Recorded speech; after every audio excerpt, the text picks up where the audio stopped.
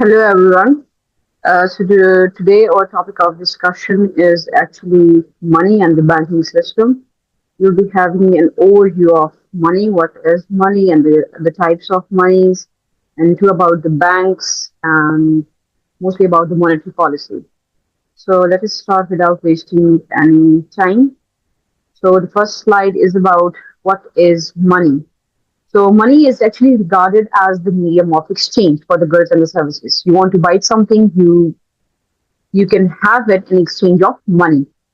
So actually the purpose of money is to facilitate the trade and to avoid the inefficiencies of the barter system. Now, as we know that the most obvious deficiency of the barter system was a double coincidence of wants. So um, in order to overcome that, money was invented, right? It also acts as a standard value, and other are two the functions of money, which are it's act as a unit of account. It's a store of a value, and so are the other purposes. Sorry, the functions of the money. Now, talking about the types of money, we actually have two types of money: the physical money and the digital money. A physical money क्या होता है वो जो आपके साथ cash in the form of cash you have it. You have the possession of the cash. So it's called the physical money. इसमें हमारे साथ coins होते हैं, bank notes होते हैं, issued by the government. It's very important, issued by the government. So like it has its legal tender, work as a legal tender, right?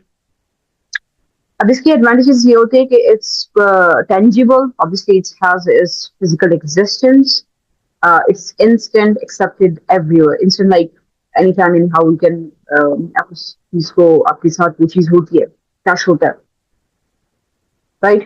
अब disadvantages के क्या होते हैं कि रिस्क ऑफ थेफ्ट, ऑब्वियसली जब ऐसी चीज आपके साथ पड़ी होती है और जितने भी हमारे साथ ऐसे एसेट्स होते हैं जैसे गोल्ड हो गया, सिल्वर हो गया, कैश हो गया, so the risk associated with these kinds of assets is actually theft or the loss. And two, it also has the disadvantage of deterioration. Obviously, where in tear इसमें हो सकती है. अब डिजिटल मनी क्या है? Digital money actually includes our debit cards और credit cards, हमारे जितने भी बैंक ट्रांसफर्स हम कर रहे होते हैं और ई वॉलेट्स होते हैं, जैसे कि इंटरनेशनली पेपॉल हो गया, तो these are all the PayPal अगर पाकिस्तान में जैश कैश हो गया, इजी पैस हो गया, so these are the examples of the e wallets. अब इसके एडवांटेजेस ये होते हैं कि these are actually very fast. Obviously जितने भी हमारे साथ ऑनलाइन सर्विसेज प्रोवाइडिंग प्लेटफॉर्म्स होते हैं, सो वो फास्ट होते हैं, कन्वीनियंट होते हैं और सिक्योर होते हैं. लेकिन डिसएडवांटेज जो इसका है, that is actually the the requirement of internet. Obviously अब जहाँ पे इंटरनेट का इशू होगा तो वहाँ पे ये सर्विसेज प्रोवाइड नहीं हो सकते. और साथ में risk of cyber crime. You can be tricked into certain frauds. Okay, अब जो हमारा main discussion है, that is actually on the banking system. How do bank works? Let us first understand that what banks are. So banks are actually the financial institutions that accept the deposits, provide loans, and offer other financial services like money transfers and the currency exchange. अब जो हमारे साथ deposits होते हैं, कि that accept the deposit. So I have money, I go to bank and I deposit my money over there. So it is actually the deposit. जो second जो हम डिपॉजिट कर रहे होते हैं, तो वो जो बैंक है that actually keep it safe for us, right? और we can withdraw that money जो हमने डिपॉजिट किया होता है, we can withdraw that money any time anywhere through the ATM, right? अब सेकंड सर्विसेज का है दैट प्रोवाइड लोन्स. अब ये जो लोन है ये बैंक के लिए बहुत बहुत बहुत जरूरी है, because obviously इसपे एक इंटरेस्ट आ रहा होता है, so it's like a way of earning for the bank. तो वो जो आपको लोन प्रोवाइड कर रहा है, ये इन्वेस्टर्स को भी लोन प्रोवाइड कर सकते हैं, ये जो कुछ जो इंडिविजुअल्स और बाकी इंडिविजुअल्स होते हैं, इकोनॉमिक एजेंट्स होते हैं, जिनको पैसों की जरूरत होती है. For instance, I want to buy a car, so मैं मेरे साथ पैसे नहीं है, so I'll go to a bank, I'll borrow a loan, और फिर उन पैसों से मैं अपने लिए कार ले लूंगी. So this is also like kind of the bank is providing that service to me. But obviously, I have to pay some interest on that loan. अब इसके अलावा जो बैंक हमें सर्विसेज प्रोवाइड करती है इसमें इंक्लूड होता है money transfer. I want to transfer my money from one place to another. तो बैंक सिस्टम आपके लिए वो प्रोवाइड करता है. And that too currency exchange. Currency exchange भी हमारे पास बैंक का एक फंक्शन है. अच्छा, अब हमारे पास जो मेन डिस्कशन वाला टॉपिक है, this is actually the types of the bank accounts. So we have actually main category जो है, this is two I mention, the checking accounts and the saving accounts. अब checking accounts also known as current accounts. So we have checking accounts, saving accounts, and third category is actually the time deposit, right? So उसको हम थोड़ा briefly discuss कर लेंगे, लेकिन majorly अब हमारा जो फोकस होगा वो इन टू टाइप्स ऑफ अकाउंट्स पे होगा. So checking accounts, it's actually for regular transactions, no interest. Now what does it mean? अब फॉर इंस्टेंस मेरे साथ पैसे है, आई वांट, अब मेरे साथ वो पड़े हुए, मैं क्या करूंगी, मैं बैंक चली जाऊंगी उस पैसों को डिपॉजिट करने के लिए. I have deposited my money in the bank now. अब क्या होता है, बैंक जो है जितने भी सर्विसेज है जो कि हमने पहले पढ़े, ये जो हमारे पास एटीएम वाला जो हो गया, I can withdraw the money anywhere from the ATM. तो ये वन टाइप ऑफ सर्विस है that the bank is providing. The other हो गया मनी ट्रांसफर, हो गया करेंसी एक्सचेंज, हो गया. So these are all are the services. अब क्या होता है कि जो बैंक है वो मुझे चार्ज नहीं करता. अगर मैं करंट अकाउंट खोलूंगी बैंक में, तो बैंक मुझे इन सर्विसेज के लिए चार्ज नहीं करेगा. सही हो गया. तो वो मुझे चार्ज नहीं करेगा. अब वो मुझे चार्ज क्यों नहीं करता? The question arises here is why. तो वो इस वजह से कि जब भी whenever you open checking account or a current account in a bank, the bank does not provide any interest to you on that deposited money, right? तो वैसे जो एक सिचुएशन होती है वो इस तरह होती है कि अगर मैं बैंक में पैसे डिपॉजिट कर रही हूँ, तो bank sees it as a loan. तो बैंक उसको एज अ लोन कंसिडर कर रहा होता है. मैं बैंक में पैसे डिपॉजिट कर रही हूँ, बैंक उसको एज अ लोन कंसिडर करता है. सही हो गया. तो जहां पे भी हमारे पास लोन की बात आती है, तो वहां पे इंटरेस्ट की बात भी होती है. सही हो गया. But we have opened checking account जिसपे हम इंटरेस्ट नहीं ले रहे. So that's why some of the services like the ATM and etc. जो हमारे पास होती है, so these are actually free of cost. और अगर आप बैंक में जाते हो अपना अकाउंट खोलने के लिए भी, तो वो भी जो सर्विस होती है, the opening of this account, वो भी आपको free, you can avail that for free. अच्छा, अब दूसरी जो कैटेगरी है, that is actually saving account. मेरे पास कुछ सेविंग्स है, I wanted to earn on that. So मैं क्या करूंगी, मैं बैंक चली जाऊंगी, अपना वही जो मेरे पैसे होंगे मैं वो डिपॉजिट कर दूंगी बैंक में.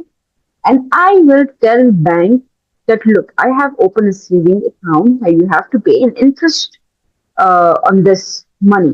तो बैंक अब मुझे उस मनी पे जो मैंने डिपॉजिट किए होंगे, तो उस पे मुझे क्या ऑफर करेगा, इंटरेस्ट ऑफर करेगा.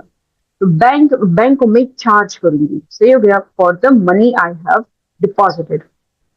अब ये जो बैंक मुझे इस पे एक इंटरेस्ट दे रहा है, कुछ अमाउंट मुझे दे रहा है, जो जितना भी मैं डिपॉजिट करूंगी उसमें मुझे कुछ अमाउंट जो मिल रहा है बैंक की तरफ से. तो अब क्या होता है कि अब ये जो सर्विसेज है, जो एटीएम हो गया, ओपनिंग ऑफ द अकाउंट हो गया, या एक्सेट्रा एक्सेट्रा, तो अब बैंक क्या करेगा, अब मुझे इस पे चार्ज करना शुरू कर देगा. अब ये मुझे चार्ज कैसे करेगा? अब ये इस तरह करेगा कि एक तो वो लोन होता है जो कि हम बैंक से लेते. सही हो गया. एक ये लोन है जो हम दे रहे हैं कि सेविंग्स के रिगार्ड में हम डिपॉजिट जो अपनी सेविंग्स करते हैं, तो वो तो बैंक के लिए लोन है. तो एक तो होता है जो हम बैंक से ले रहे होते हैं.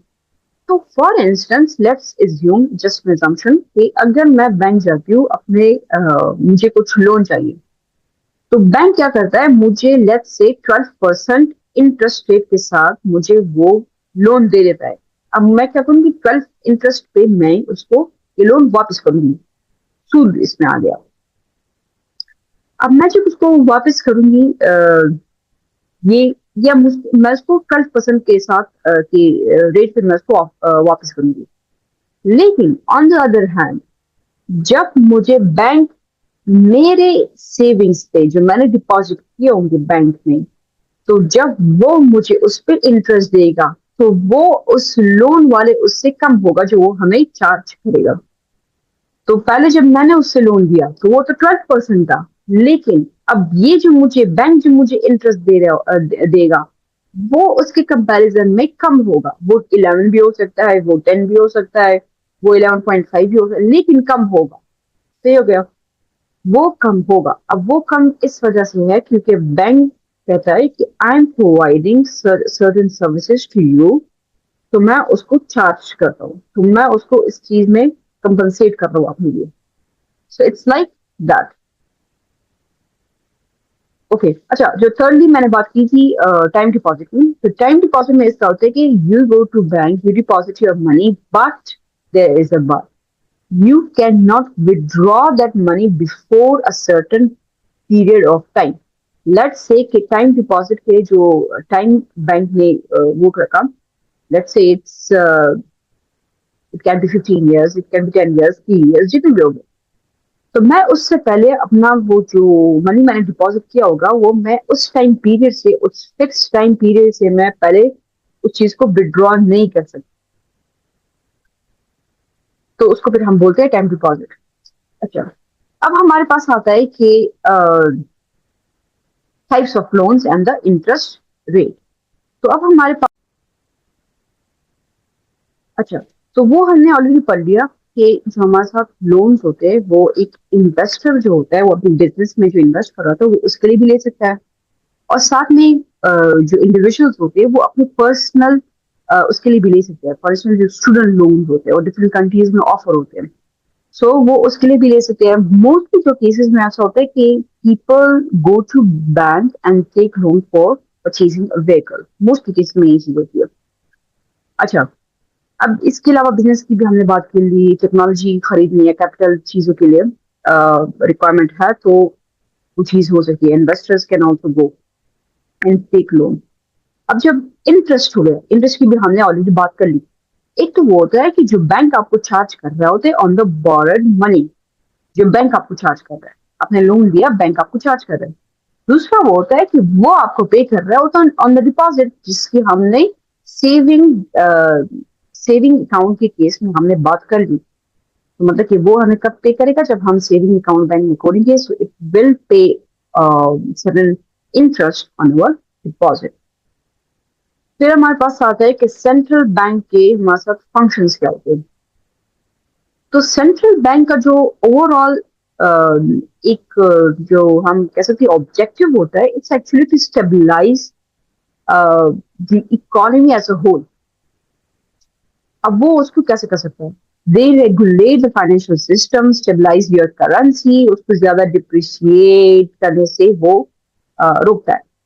वो देखता है कि अब हमने अप्रिशिएट करना है मनी को, डिप्रिशिएट करना है, वो उसके लिए वो उसको देखता है सिचुएशन टू सिचुएशन। अब एक्सपोर्ट को बढ़ाना है, कम करना है, तो उसके साथ भी हमारा एक्सचेंज रेट जो है इट्स लिंक्ड। सो अब उसको कैसे करना है, तो वो एक्चुअली सेंट्रल बैंक डिसाइड करता है। एंड जो मोस्ट इम्पोर्टेंटली एक्चुअली जो है, that is to control the inflation. Inflation को कंट्रोल करना वो बैंक का बहुत प्राइमरली जो फंक्शन है, that's controlling of the inflation. अब ये सारी जो जितने भी हमने ये फंक्शंस पढ़े, वो कैसे अचीव होते हैं, थ्रू द मॉनेटरी पॉलिसी। अब मॉनेटरी पॉलिसी को की इम्प्लीमेंटेशन के लिए कुछ टूल्स फिर रिक्वायर्ड है, फिर वो भी हम डिस्कस करेंगे।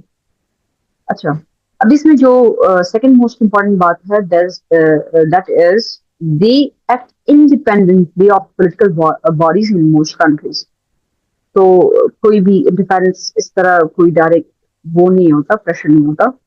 सेंट्रल बैंक जो है वो इंडिपेंडेंटली काम कर सकता है, it's independent. in most of the countries' constitutions, तो उसमें ये regarded होता है कि central bank will act as an independent institution or entity. Okay, so अब हम बढ़ते हैं कि एक तो central bank है. अब second जो है that is actually the commercial banks. So commercial banks में क्या होता है कि commercial bank जो है they are actually controlled by the central bank. Central bank, you can say कि central bank is the head and commercial bank जो है वो उसकी उनके डायरेक्शंस पे काम कर रहे होते हैं. तो कमर्शियल बैंक क्या कर रहा होता है, वो provide services to the public such as saving, checkings, checking accounts हो गए, लोन्स हो गए, क्रेडिट्स हो गए. तो ये जितनी भी सर्विसेज है वो कमर्शियल बैंक प्रोवाइड कर रहा होता है. अच्छा, अब वो प्रॉफिट कैसे कमाते हैं? On charging, by charging more interest on loans, जिसकी मैंने बात की कि वो जब आप लोन दे रहे होते तो आपसे वो ज्यादा इंटरेस्ट ले रहा होगा. देन दे पे ऑन द डिपॉजिट, उससे कम जो आपको वो पे कर रहा होता है on the savings that you deposit on the commercial banks. अच्छा, इसके बाद हमारे पास आता है फ्रैक्शनल रिजर्व बैंकिंग. तो फ्रैक्शनल रिजर्व बैंकिंग क्या होता है? अब ये है कि जो एक बैंक होता है, it has to hold a portion of the deposit and can lend the rest of it. अब इसका क्या मतलब है? By the rule of the central bank, the central bank had, it has made compulsory for every commercial bank जो कि loan दे रहा होता है कि जब भी आपके पास कुछ अमाउंट ऑफ मनी डिपॉजिट होगा तो उसमें कुछ फ्रैक्शन ऑफ मनी आप रखोगे, अपने पास रखोगे, होल्ड करोगे, और जो बाकी मनी होगा जो कि वो इंडिविजुअल या फिर किसी ने भी आपके पास डिपॉजिट किया हुआ है तो उसका कुछ पोर्शन आपने रख लिया, और जो बाकी जो मनी है आप उसको किसी और को लेंड कर सकते हो. किसी और को लेंड करके you can charge interest on it, so you can do that. अब ये जो फ्रैक्शनल रिजर्व रेशो होता है, सो इससे एक्चुअली मनी सप्लाई आप कंट्रोल कर सकते हो. सेंट्रल बैंक जो है वो इससे money supply in the economy और जो इकोनॉमिक एक्टिविटी जो है, इकोनॉमिक बूस्टिंग जो होती है, वो उसको कंट्रोल कर सकते बाय इंक्रीजिंग और decreasing the fractional reserve ratio. इसको हम इन अदर वर्ड्स बोलते हैं required reserve ratio. Required reserve ratio जो कि कंपल्सरी होता है, रिक्वायर्ड होता है, और वो कौन उस पे लाइक वो कहते हैं सेंट्रल बैंक की तरफ से कि the commercial banks are being directed to hold some amount of money being deposited, कुछ पोर्शन वो रखेंगे और बाकी वो लैंड कर सकते. अब इसको थ्रू एग्जाम्पल समझते हैं. फॉर इंस्टेंस लेट्स से मैंने जो है $100 डिपॉजिट कर लिए, और लेट्स से कि रिक्वायर्ड रिजर्व रेशो जो कि सेंट्रल बैंक में दिया हुआ है, लेट्स से वो 10% है. तो अब क्या करेगा जो कमर्शियल बैंक है, वो क्या करेगा कि जब मैंने $100 डिपॉजिट कर लिए तो वो इस $100 का जो 10% निकलता है जो कि हमारे पास आता है $10, तो वो इसको रिजर्व करेगा, वो इसको रिजर्व करेगा. और बाकी जो अमाउंट ऑफ मनी है जो कि बचते हैं, मतलब कि 100 से अगर हम 10 को माइनस करें तो रिमेनिंग अमाउंट इज $90.